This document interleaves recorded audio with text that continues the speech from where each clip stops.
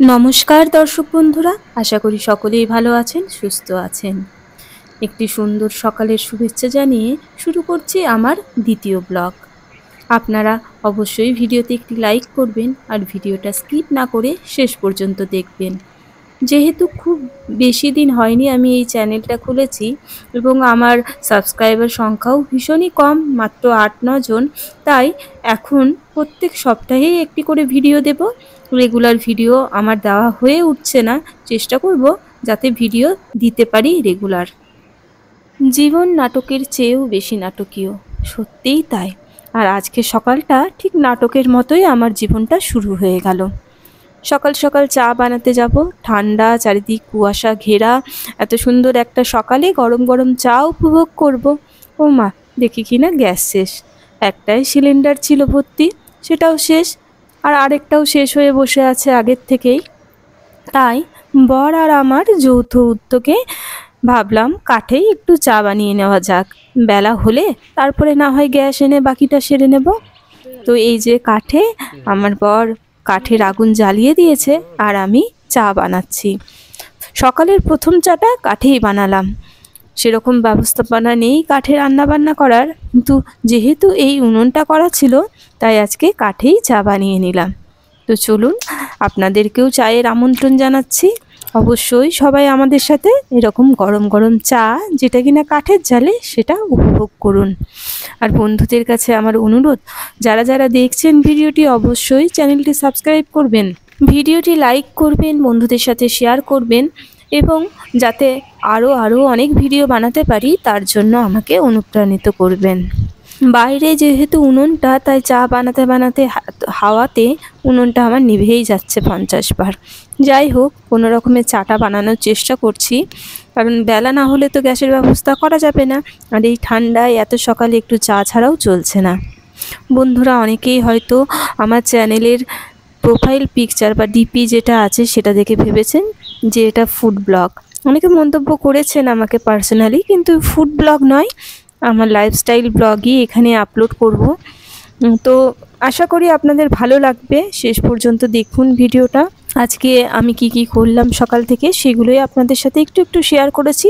কাজ করতে করতে সবসময় তো ভিডিও করা হয়ে ওঠে না, তো ভুল ত্রুটি যেগুলো আছে সেগুলো অবশ্যই আশা করব আপনারা ক্ষমা করে দেবেন এবং আমার চ্যানেলটাকে আরও এগিয়ে নিয়ে যেতে সাহায্য করবেন।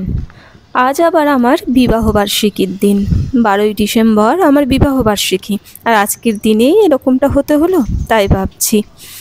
তো চলুন, যারা যারা শুভেচ্ছা জানাবার অবশ্যই কমেন্টে জানিয়ে দেবেন। আর যদি মনে করেন জানাতে চান না, তাহলেও কোনো আপত্তি নেই। 17 বছরের বিবাহিত জীবন আমাদের।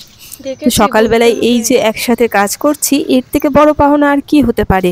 আজ বিবাহবার্ষিকীর দিন, আর আজকের দিনের টুকিটাকি আপনাদের সঙ্গে শেয়ার করব না সেটা তো হতে পারে না। আমার জীবনের ঘটনা যখন আপনাদের সাথে শেয়ার করব বলে এই চ্যানেলটা খুলেছি, তখন তো সেটা করতেই হয়। তো আজকে দেখলিনি সকালটা কিভাবে শুরু করলাম। দেখুন, আমার চা বানানো হয়ে গেছে।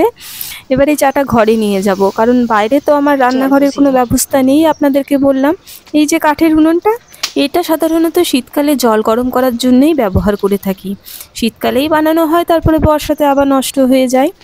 তো যাই হোক, চা হলো কোনো রকমে।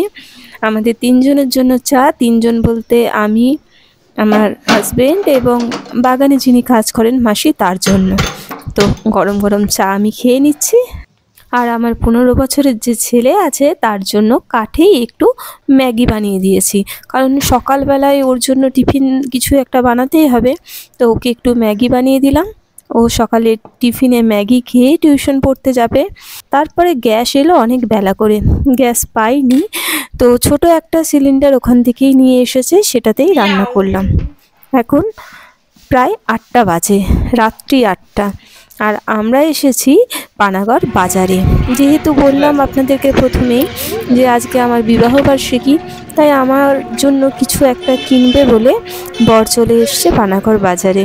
ও বললো উইন্টার কালেকশন কিছু একটা নিয়ে নিতে। বাজার তো ঘোরাঘুরি করলাম, কিন্তু পছন্দ আর কিছু হলো না সেরকম। যেহেতু উইন্টারের অনেক কিছুই আছে, তাই নতুন কিছু নেব সেরকম আশাতেই দুটো একটা দোকান ঘোরাঘুরি করলাম। পছন্দ না হওয়াতে একটুখানি খাওয়া দাওয়া করে ফিরে গেলাম। তো এই যে পানাগড় বাজার, আমাদের বাজার এখন খোলা, শীতের পোশাক চারিদিকেই ঝুলছে। আর এখানে আমার গোপু সোনার জন্য কিছু কেনাকাটা করতে এসেছি। গোপাল সোনার জন্য কয়েকটা প্যান্ট জামা নিলাম, নিয়ে চলে এলাম একটা বেকারিতে। অবশ্য যেসব দোকানগুলোতে আমি ঢুকলাম সেই সব দোকানেই আমার বরের একটু কাজ ছিল, যেহেতু ও ব্যবসায়ী। আর এটি হলো সানরাইজ বেকারি, দার্জিলিং রোডের উপরেই আছে, পানাগড় বাজার যেতে। তো এখানে ঢুকলাম, এখানে আমরা খাওয়া দাওয়া করলাম, ভেজ প্যাটিস, কফি, কেক। আমার ছেলের জন্য একটা কেক নিয়ে নিলাম। তো এখানে খাওয়া দাওয়ার পরে বর ভাবলাম টাকা পেমেন্ট করবে, ও বাবা উল্টে দেখছি ওদের কাছ থেকেই টাকা নিচ্ছে। তো চলুন বন্ধুরা, ভিডিওটি ভালো লাগলে লাইক, কমেন্ট, শেয়ার করবেন, অবশ্যই চ্যানেলটি সাবস্ক্রাইব করে পাশে থাকবেন। দেখা হচ্ছে পরবর্তী ব্লগে। আমি কালকে যেটাই মেরেছি 258 কাল মেরেছি, এটা 4166। এই হ্যাঁ ওর পেটিএমে মেরে দিচ্ছি, বুঝলে? ঠিক আছে। মাল যদি লাগে আমার লাগলে নিতে পারবো, কিন্তু পেমেন্ট হবে না এখন, আর কোনো হবে না, কারণ আমি আর থাকবো না এখানে।